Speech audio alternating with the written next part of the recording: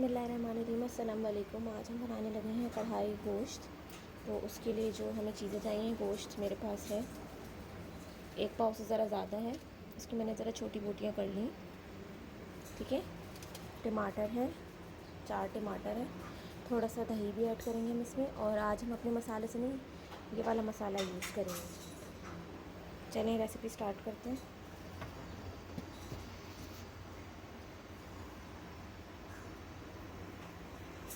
तेल मैंने गरम करने के लिए रख दिया है। सबसे पहले हम तेल में लहसुन अदरक शामिल करेंगे।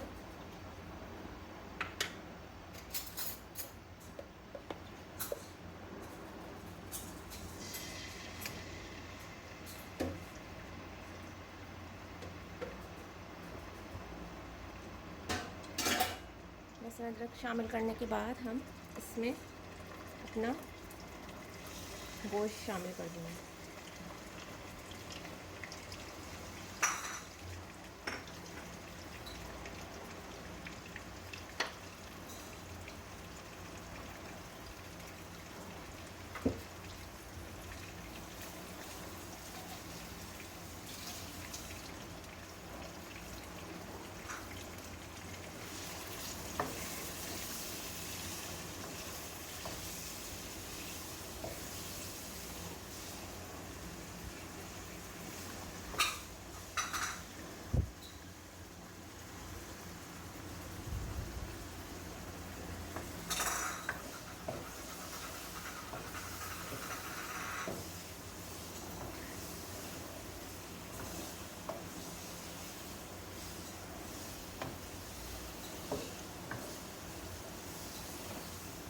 गोश्त को थोड़ा अच्छे से भून लेंगे लहसुन अदरक के साथ, ताकि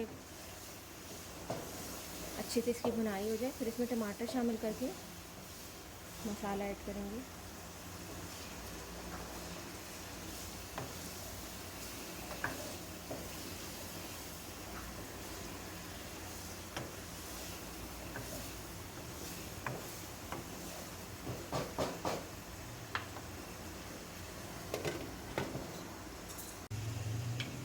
अब हम टमाटर को इसके ऊपर इस तरीके से रखेंगे ताकि हम टमाटर का छिलका अच्छे से रिमूव कर सकें।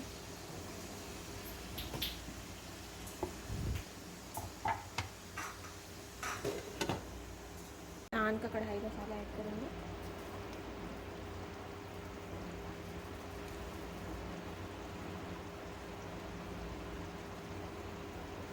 तकरीबन मैं शामिल कर रही हूँ, और अगर मुझे कम लगेगा 3 चमचे शामिल करें मैंने, कम लगेगा तो मैं चख के इसके अंदर दोबारा ऐड करूँगी। आप चाहें तो अपने मसाले से भी बना सकते हैं, लेकिन आज मैंने इस मसाले से बनाई है। अब हम इसको थोड़ी देर छोड़ देंगे गोश्त गलने तक। फिर हरी मिर्च इसमें ऐड करेंगे। अच्छे से टमाटर वगैरह इसमें भुन जाए, थोड़ा सा पानी डाल के इसको छोड़ देंगे। देखिए मेरे पास हरी मिर्चें कटी हुई थी, वो मैंने इसमें ऐड कर दी।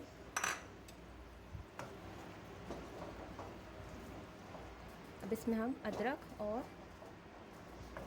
हरा धनिया शामिल करेंगे। गोश्त तकरीबन अच्छे से हमारा पूरा गल चुका है, बिल्कुल नरम मुलायम बोटी हो चुकी है। अब हम इसको अदरक डाल के और हरा धनिया डाल के हल्की आंच में थोड़ा सा दम देंगे और फिर डिश आउट करेंगे। मैंने इसमें ऐड कर दिए।